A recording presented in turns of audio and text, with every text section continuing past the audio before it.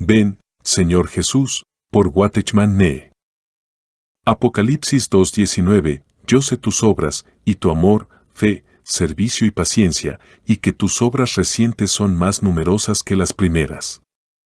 Nos sorprende oír que haya tantas buenas obras en una iglesia tan corrupta. Naturalmente, estas son ejecutadas por unos pocos. A pesar del fallo de la gran mayoría, hay todavía unos pocos que son excelentes. Esto se puede demostrar estudiando la historia de la Iglesia.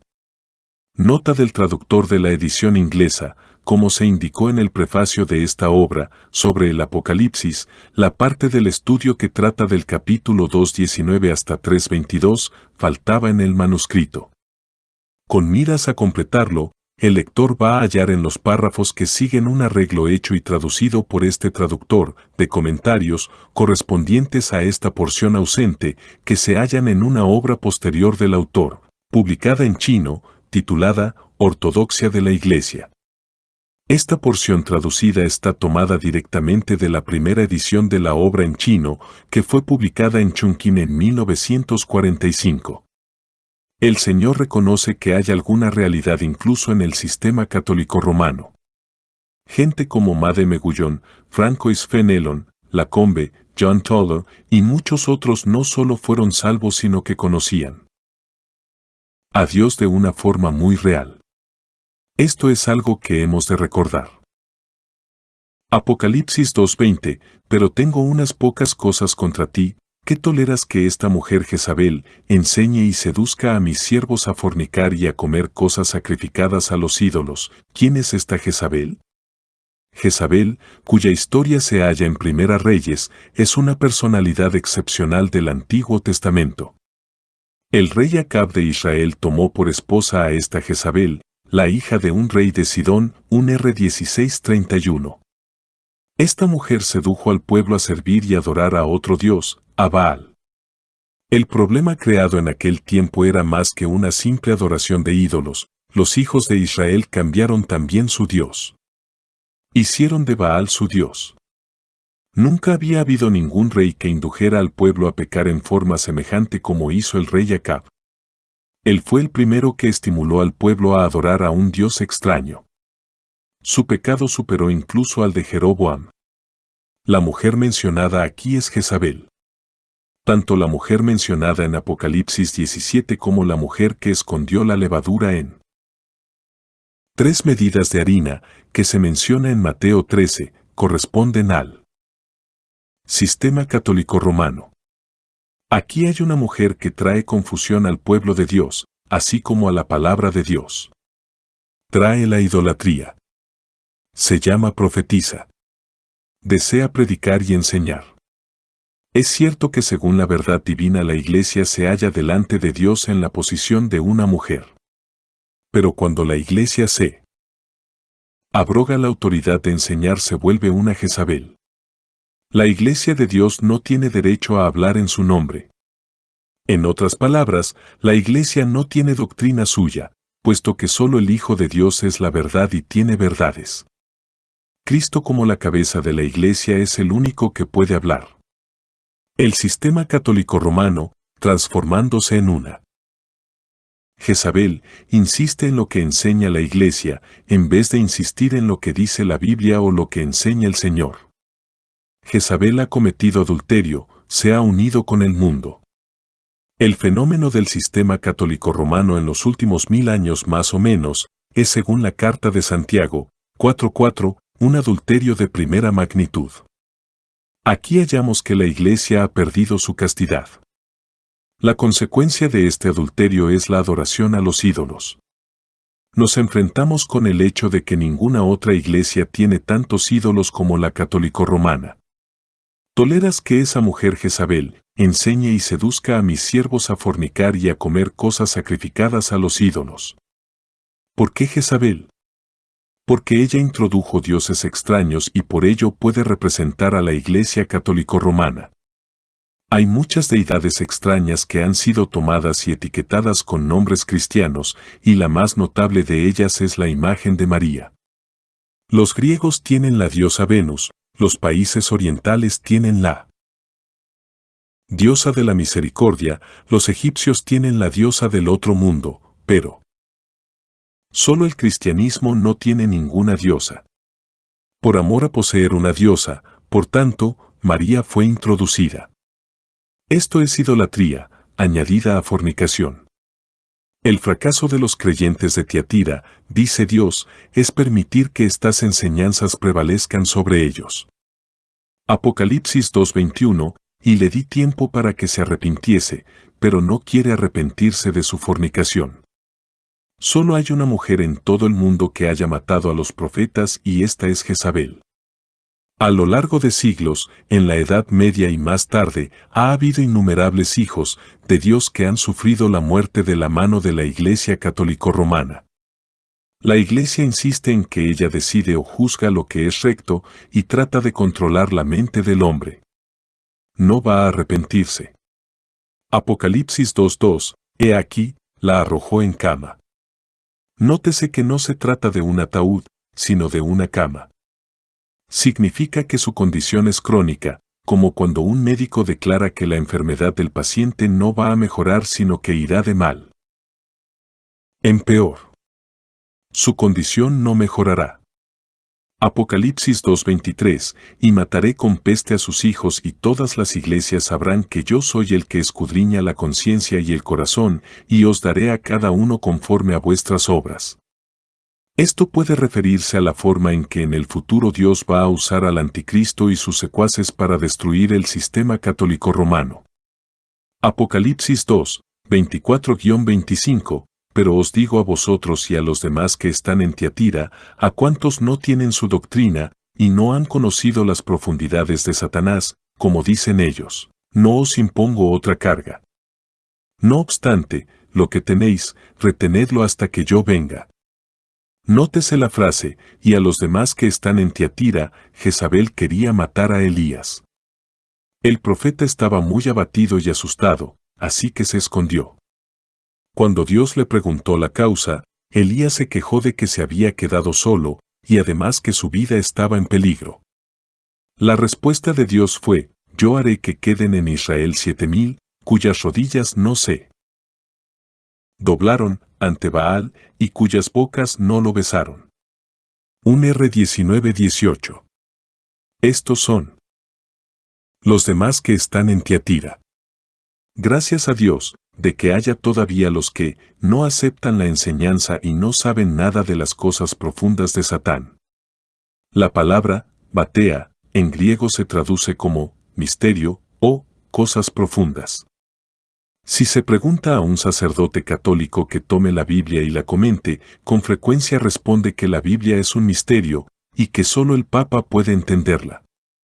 A los que no han seguido estas enseñanzas, el Señor no les impone carga alguna, excepto el guardar lo que ya saben de Él.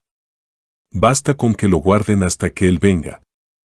Apocalipsis 2, 26,27, y al que vence y al que guarda mis obras hasta el fin, le daré autoridad sobre las naciones, y las quebrantará con vara de hierro, como son desmenuzados los vasos del alfarero, así como yo también he recibido la autoridad de mi Padre. Esta es la primera promesa. En el reino venidero, el que venza hoy va a regir a las naciones con vara de hierro. Lo que Dios crea es de piedra, pero lo que Él hombre produce es de ladrillo. Desde los tiempos de la Torre de Babel hasta el momento descrito en 1 Timoteo, todos los que imitan la obra de Dios son considerados vasos de barro. Serán rotos uno a uno hasta que llegue el nuevo cielo y la nueva tierra. Apocalipsis 2:28, y le daré la estrella de la mañana. Esta es la segunda promesa. Físicamente hablando, sabemos que la estrella de la mañana en el cielo es el planeta Venus. Tiene dos características, es la estrella que se ve más tiempo en el cielo durante la aurora y también la primera que aparece a la hora del crepúsculo. Un día el Señor será visto por todo el mundo, mal, 4:2, se levantará el sol de justicia. Pero los que ven la estrella de la mañana tienen que levantarse mucho antes que la gran mayoría, que se quedan durmiendo. Y así la estrella de la mañana será vista por los vencedores o madrugadores. Apocalipsis 2:29, el que tiene oído, oiga lo que el Espíritu dice a las iglesias. El Señor no habla solo a la Iglesia católico-romana, sino a todas las iglesias. En las 3 cartas precedentes, la llamada a los vencedores siempre ha seguido a las palabras, el que tiene oído para oír, oiga, pero comenzando con la iglesia en Tiatira, el orden es invertido. Esto indica que las 3 primeras iglesias pertenecen a una clase, mientras que las otras 4 pertenecen a otra. La historia de Esmirna comienza después que ha terminado la de Efeso, y también empieza la historia de Pérgamo cuando ha terminado la de Esmirna. Tiatira viene después que ha terminado la historia de Pérgamo, pero Tiatira no pasa de la escena cuando llega Sardis. En vez de ello, Tiatira, Sardis, Filadelfia y la Odisea van a continuar todas ellas hasta la segunda venida del Señor Jesús. La iglesia en Sardis. Apocalipsis 3, 1, 6. Cuando la iglesia va cayendo progresivamente, desde las obras de los Nicolaitas, en la era apostólica, a la dominación de la profetisa Jezabel en el sistema católico romano, Dios ya no puede tolerarlo. De aquí que venga Sardis. Sardis significa restauración en griego. Sardis es la reacción de Dios ante Tiatira. La historia de los avivamientos es siempre la historia de las reacciones divinas. Cuando Dios empieza a hacer una obra de avivamiento está reaccionando contra el status quo. Ahora la reacción de Dios es la recuperación del hombre.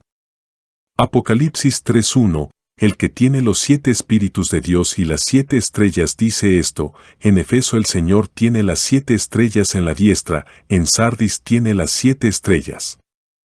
Efeso es el deterioro de la edad apostólica, en tanto que Sardis es la recuperación a partir de Tiatira. Efeso es obra sin amor, y Sardis es nombre sin vida. De modo que estas dos son una pareja. Los 7 espíritus de Dios son enviados al mundo para hacer las obras de la vida. En Efeso las 7 estrellas indicaban a los mensajeros, pero aquí significan iluminación. La obra de avivamiento se hace en parte en el espíritu y en parte en la luz. Sardis, por tanto, decimos, representa la historia de la Iglesia protestante desde la Reforma hasta el retorno de Cristo. Sé tus obras, que tienes nombre de que vives y estás muerto. Nadie va a dudar de que Lutero era un siervo de Dios, ni dudará tampoco de que la Reforma fue la obra magnífica de Dios, una reacción divina. Cuando Lutero empezó su obra, fue Sardis. Su motivo era totalmente la restauración. Apocalipsis 3:2, sé vigilante, y consolida lo que queda, lo que está a punto de morir, porque no he hallado tus obras perfectas delante de Dios. El Señor no dice que la obra de Lutero no fue buena, solo dice que no es perfecta, en que todo es comenzado, pero no terminado. Siendo un Señor perfecto, exige perfección. Con la Reforma tenemos restaurada la doctrina de la justificación por la fe, así como el uso de la Biblia está abierta, pero en cuanto a la Iglesia, la Reforma imita todavía a Roma, en vez de volver al estado de la Iglesia primitiva. Esta es la historia. La Reforma deja los problemas de la Iglesia sin resolver. Lutero mismo no consideró que la justificación por la fe dejara ya la Reforma completa, porque había cosas en la Iglesia que otros tenían que emprender y llevar a cabo. Con todo nos quedamos cortos. Aunque volvimos a la fe, una vez entregada a los santos, todavía no hay un cambio formidable en el estado de la Iglesia. Las iglesias de la Reforma se unieron a varios estados nacionales. Como Tiatira se casó con el mundo, Sardis se unió a diferentes naciones. En el siglo XVIII empieza la historia de los disconformes. Los que no quisieron seguir líneas de carácter nacional usaron en vez de ello doctrinas como sus líneas de demarcación. Tienes nombre de que vives, y estás muerto. Sé vigilante, y consolida lo que queda, lo que está a punto de morir. Esto se refiere a la justificación por la fe y la Biblia abierta al pueblo. En toda la historia de Sardis estas dos se ve que están decayendo y el Señor, por tanto, exhorta a los creyentes a que consoliden las cosas que permanecen. Apocalipsis 3:3. Recuerda, pues, como has recibido y oíste, y sigue guardándolo y arrepiéntete. La historia del protestantismo es una historia de avivamiento. Hoy el protestantismo actúa como si fuera un vaso. Cuando hay una bendición de Dios, la gente se organiza para contenerla. Aunque la bendición de Dios está todavía allí, está circunscrita.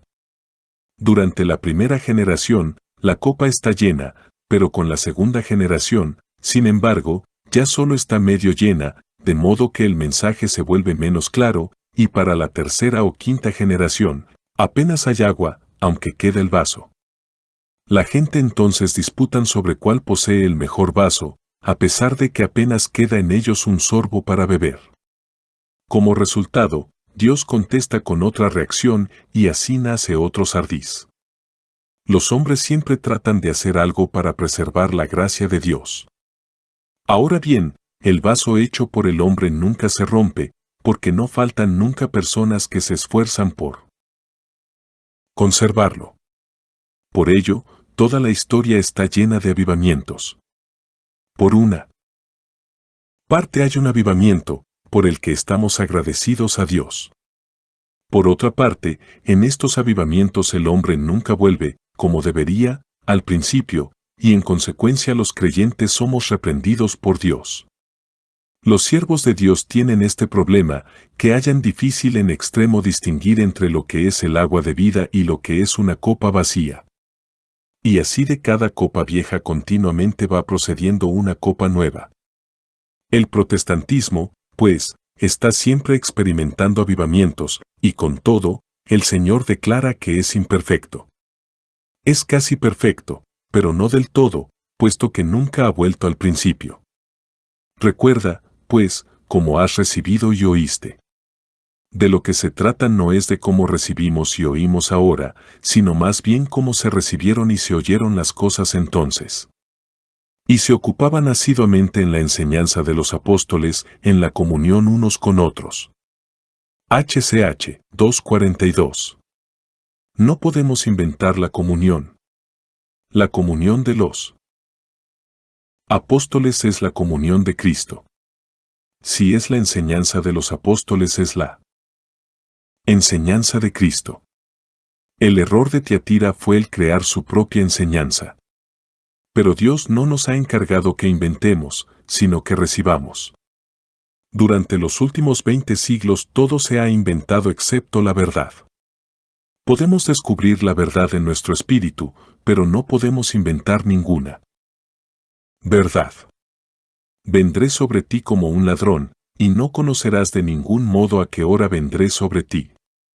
La venida de un ladrón es venir, sobre, griego, epi, pero no sabemos la hora. Muchos hermanos en el pasado han observado que el ladrón viene para robar lo mejor. El Señor también va a quitar lo mejor de la tierra. Solo lo mejor estará en su mano. El uno será quitado y el otro dejado, Mt. 24:40-41. De aquí que diga, si no velas vendré a ti como un ladrón, Apocalipsis 3:3. Apocalipsis 3:4, pero tienes unas pocas personas en Sardis que no han manchado sus vestiduras, y andarán conmigo en vestiduras blancas, porque son dignas. El Señor dedica mucha atención a nuestros nombres. Cuando nos hallamos delante de Dios estamos revestidos de Cristo, porque Él es nuestro vestido blanco.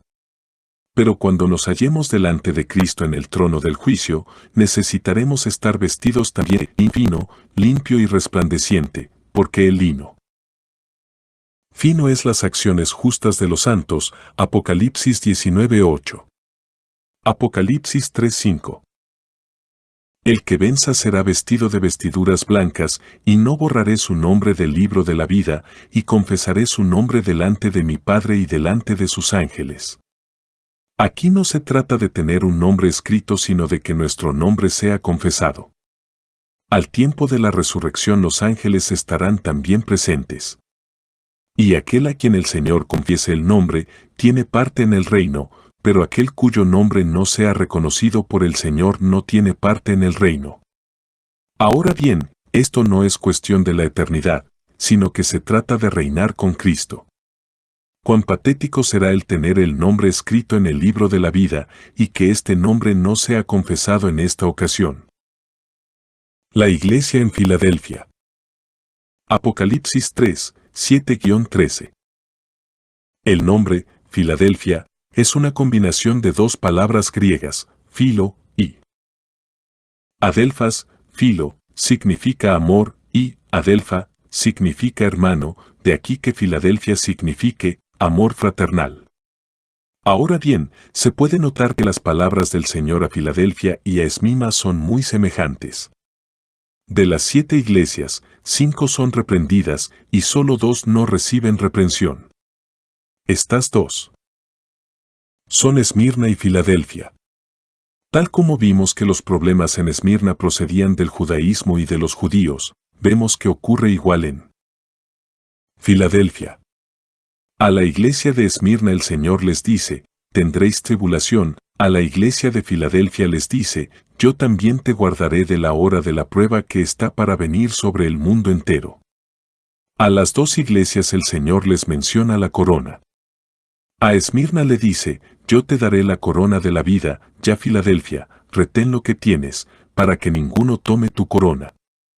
Como estas 2 iglesias tienen muchas semejanzas, se hallan en la misma línea, la línea ortodoxa de los apóstoles.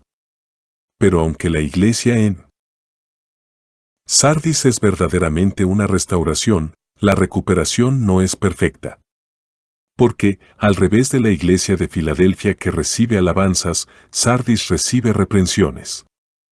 Por ello sabemos con seguridad que Filadelfia es preferida por el Señor, porque es una extensión de la línea ortodoxa de los apóstoles. En el siglo pasado hemos tenido un gran movimiento en la iglesia, que sobrepasa al de la Reforma. Y así Filadelfia nos ha dado lo que la Reforma no consiguió. Damos gracias a Dios porque la cuestión de la iglesia queda resuelta a través del primitivo movimiento de los hermanos. La posición de los hijos de Dios está enteramente restaurada. Sin embargo, la fama del movimiento de los hermanos queda por debajo de la Reforma.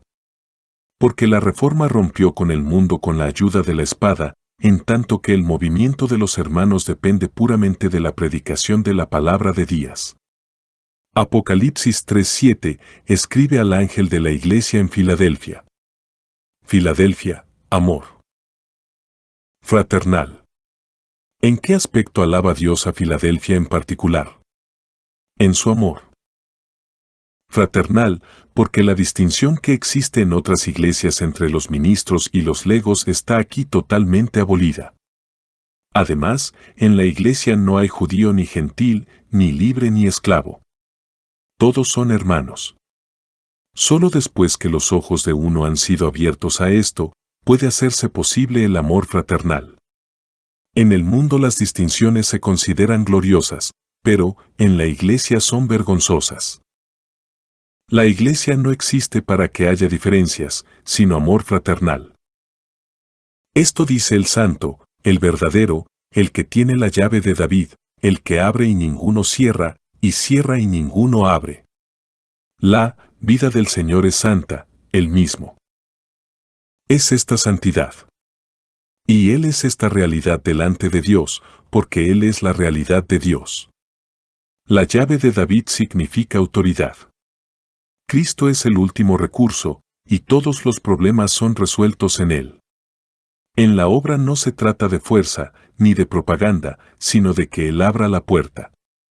Apocalipsis 3:8, yo sé tus obras, que tienes poca fuerza.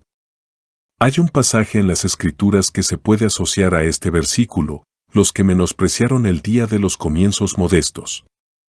Sac 4:10. No se debe despreciar el día de los comienzos modestos, es decir, el día de la reconstrucción del templo. Después de 70 años de cautividad el remanente de los judíos regresó a Jerusalén en grupitos muy débiles. Reconstruyeron el templo santo, que era un tipo del movimiento de los hermanos. Muchos de los antiguos judíos que habían visto el templo antiguo lloraban en alta voz cuando vieron que ponían el fundamento de la casa de Dios. Porque, ¿cómo podía compararse la gloria de este templo con la del templo de Salomón?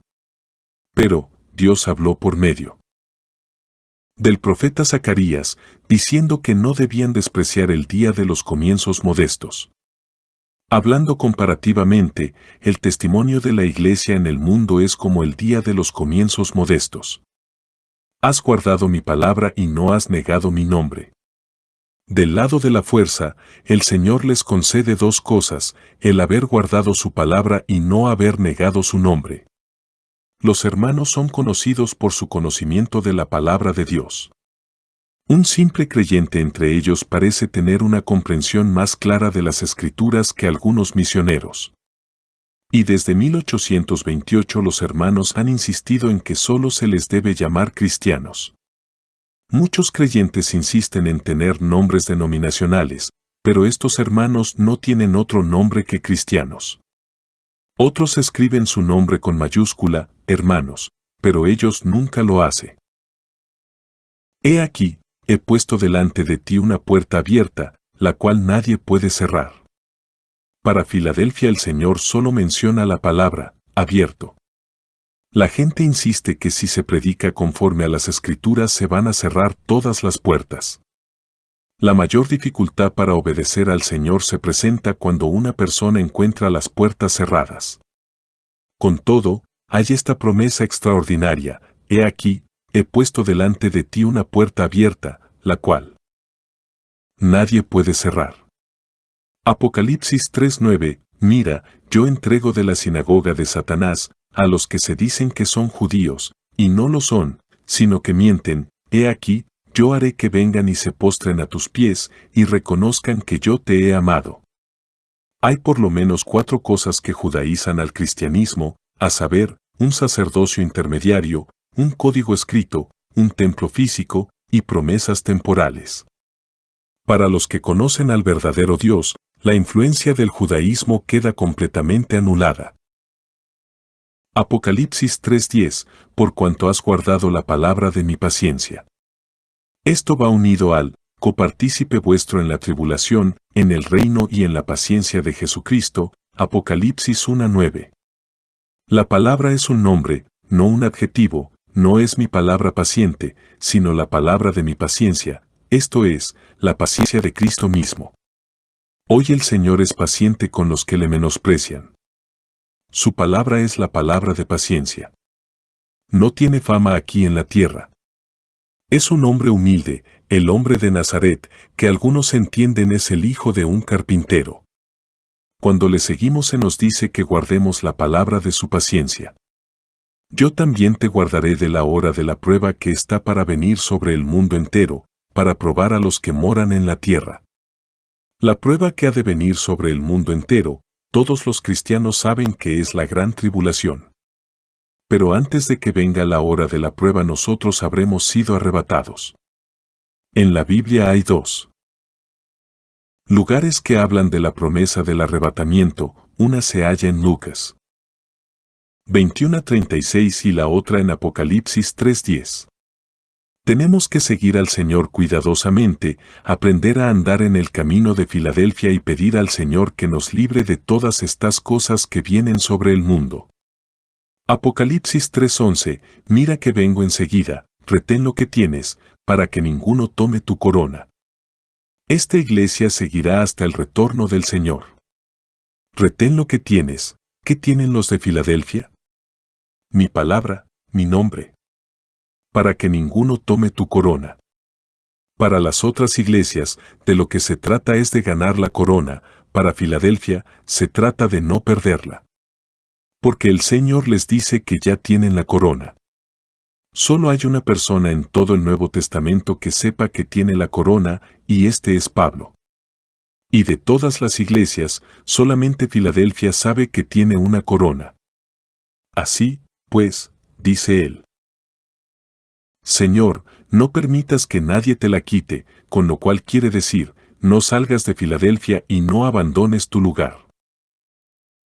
Asamblea en Santo Domingo Este. Escrito por el hermano Watchman Nee en el año 1951. Para más información comuníquese con este número de WhatsApp. 1-829-747-1995.